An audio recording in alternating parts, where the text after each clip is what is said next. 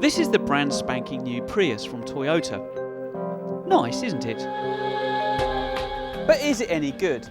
The last Prius may have been popular with the tree huggers, Madonna and politicians, but the outstanding fuel claims never really matched up.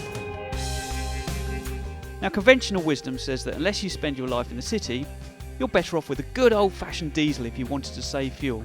Not anymore, says Toyota. This time engineers claim the new Prius can do a staggering 72 miles per gallon in the real world. Time to see if it's true. So, I've made a bet with my colleague John that not only will the new and improved Toyota hit the magic 72 miles per gallon, I reckon it'll beat it. He in turn can choose any car and try to better that car's official fuel consumption by an even bigger margin. Well, I've gone for the world's most technically advanced car and I'm feeling pretty confident. I bet he went for a nice small diesel.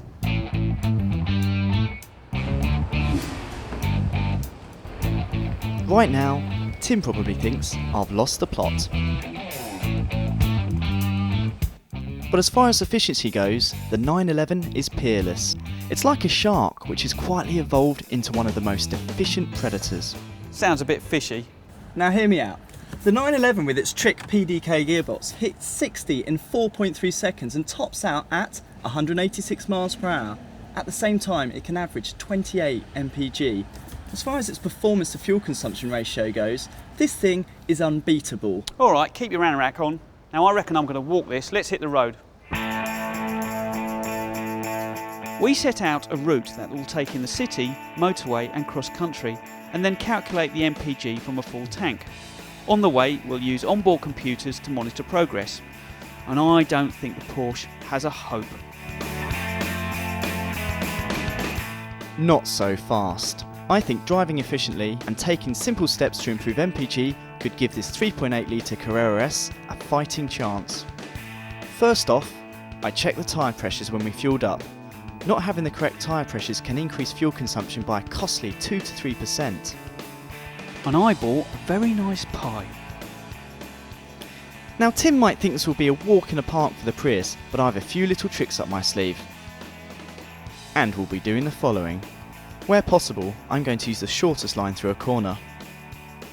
Some efficiency experts even resort to driving as much as they can on white painted lines because they're more slippery, but I think that's taking things a little too far. Unfortunately, today marks the hottest day of the year, and at the moment I'm showing 31 degrees centigrade, but the aircon is going to stay off. It uses too much fuel. It's going to be a sweatbox. While I can't see John winning, I'm no mug, and I'll be using the newer fuel-saving gizmos in the Prius. The best way to keep fuel consumption down in this car is to select the EV mode. Now that's when the car runs purely on electric motors.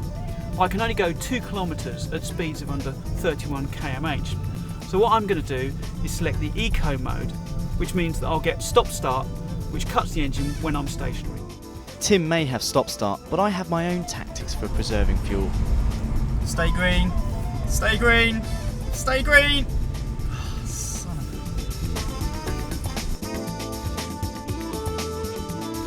a... As we leave London, it's time for a little progress report before we head onto the motorway. Hello, sweaty man, you alright? You turned the air conditioning off? What are you averaging? Well, 40.1. What about you? 15.1. Sorry? 15.1. So you're on a right loser there, John. The Prius was always going to win in the city. The Porsche will win on the motorway over there. No chance, mate. Why don't you just, we can stop this right now, go and sit down, have a drink, watch a bit of tennis, lovely day. I'm going to win. You Yeah. wait. 7-speed gearbox. Yeah, alright. It's gonna do Tim's it. full of Yeah, okay. himself for now, but remember, this is all about improving on the manufacturer's estimate, and the motorway is where the 911 gets its chance to shine. This thing, at near 60 miles an hour, is doing about 1600 RPM. The thing's barely turning over.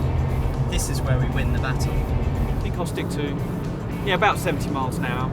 Means I'll get there quicker, and I don't think it'll affect the fuel consumption that much. Bye! He's driving monumentally slow. He must be so bored. In a Porsche. Tim may be laughing now, but the Porsche has averaged 26 mpg on the motorway, and it's only going to get better as we hit the countryside. Okay, here we are on the road route. It consists of 36 miles of twisting roads. The best way to tackle it in a car like this is to avoid the brakes at all costs, maintain momentum, and try and use as much of the road as possible. Wonder how the Prius is doing. My computer readout says 47.4, which is well below the manufacturer's claim. I'm getting a bit worried now.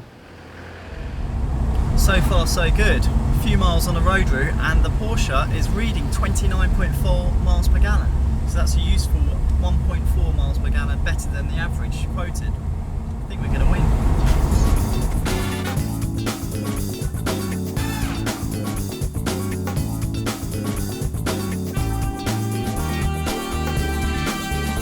You took your time. Been saving fuel. Anyway, what did your car do? 31 mpg. That's not bad, but this did 50.